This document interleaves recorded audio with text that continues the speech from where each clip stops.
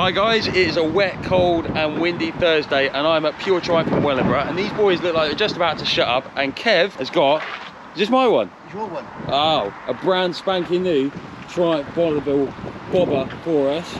And this one is going to a customer who specs pretty much everything you could ever imagine on his bobber. So this is essentially what it's going to start life as. So what's this colour called again? Called Open Red, that's the one. So it's actually quite a nice looking bike from the factory. All the standard exhaust. The chains, they're actually black, but they put all this grease on it, and I'm not a huge fan of it, I must admit. Completely standard, all the discs, all the cast alley hubs, standard rim width, all the standard shock absorber, everything like that. So this is all silver in here, so that will all get changed. This whole front end is going to take off, so this will get replaced, these will get replaced, all of this will go, that will go, that will go, that will go. There's loads and loads of stuff on this that's going to get changed, and I'm super excited to get started. Thank you very much Pure Triumph Wellingborough for sorting me out again, and I'm going to get this bike back to the workshop now.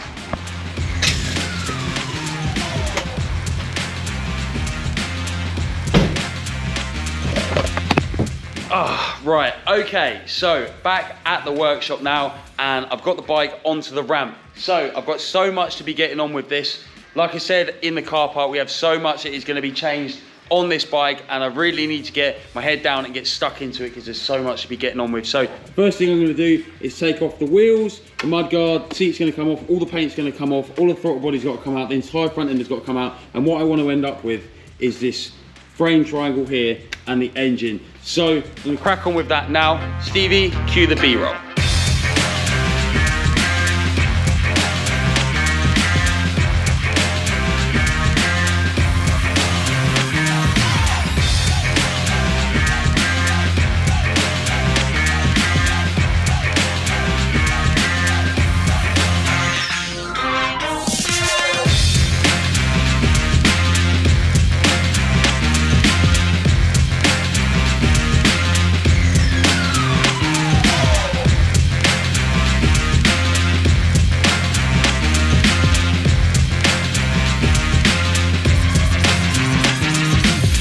So I completely forgot to show you what I was designing yesterday, and it took me about 20 minutes to do, but we have these traction fluid coolers and they're not very nice on the end. So I designed on the iPad a very small shroud to go over the end and clip on, and it's just finished 3D printing.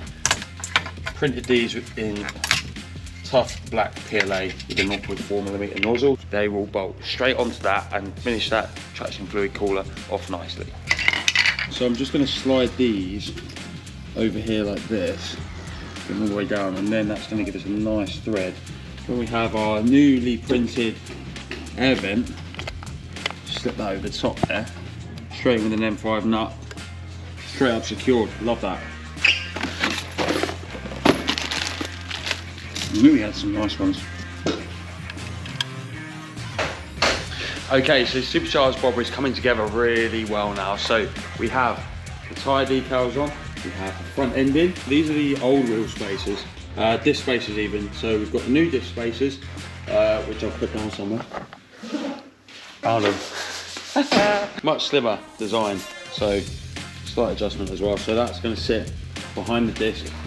Okay, so green bobber needs an exhaust, so I need to start making this exhaust at some point, but what I want to do is I want to bring this exhaust down here and poke it through there and bring it out on the other side so they both come out the same side, because I really like that visual. This had a mount on it before, which is the oil filter for the traction fluid. However, it was kind of sat here, which is right in the way. Now I need it sat right up here, out the way, so I've got this big old gap here, ready to bring an exhaust down and round and into there. So I need to make a new mount for this.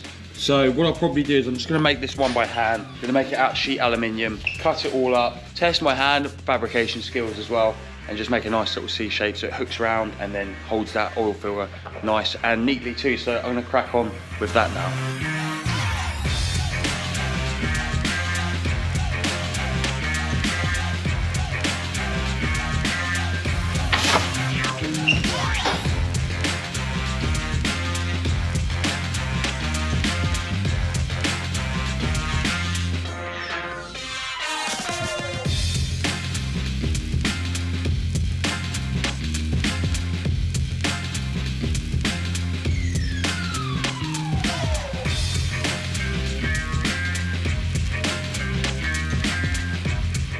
So, mount for the oil filter is all done and dusted, and that looks very neat up in there. I'm really happy with that. So what I need to do now is create an exhaust. Okay, so what I've done is I've gone into our pie cuts, which are just here on the side anyway, because we were doing some bits, and I've grabbed the 5-degree pie cuts. So they're actually 10 degrees, but they cut 5 degrees each side. And I've just stuck a load together. It's not quite straight, but what I think I'm gonna do is cut this, and I've already measured this gap here as well. So that's 35 millimeters, and that should bring that out, down, and then point it down, which matches the frame rail. Gonna get this tacked up. I'll probably make 2 of these and then just tack them both up and then see where we're at, and then might just bring it down, might just point it at the ground. Not sure what I'm gonna do yet, but let me just get these 2 top down pipe pieces made, and then we'll go from there. Right guys, Evan and Alex have been cracking on with this rear brake billet caliper carrier. That's a mouthful.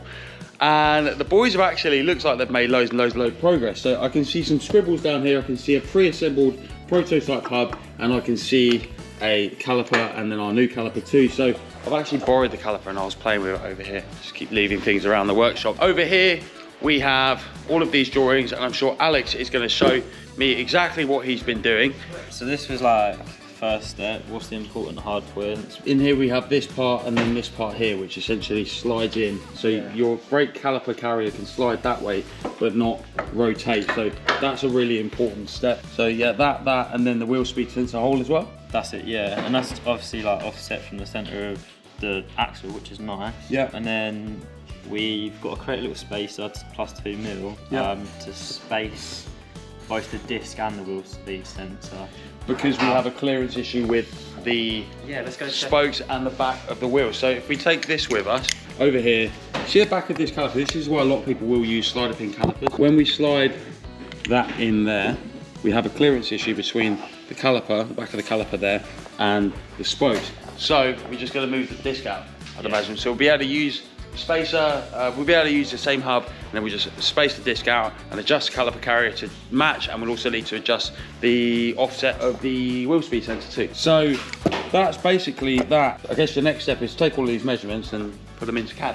That's exactly what I'm doing now, yeah. Cool. So we're going to put all that into CAD, and then what we'll do is we'll bash it on the 3D print, I'd imagine. We'll create a step file initially, then we turn it into an STL, and then we'll bash it on the printer and see if it works. Hopefully these boys will get it right first time, and then we can get some sick calipers on the back of these bobbers. That's this week's video pretty much wrapped up, done and dusted. So we have a video coming with Ollie Webb and Paul Wallace, Supercars of London, coming very soon. Those guys are going to be riding Thornton Hundreds, as well as riding a very interesting bike that I went and got for Ollie to ride because he hasn't passed his full bike license yet, which is pretty hilarious. Winter is coming also, guys.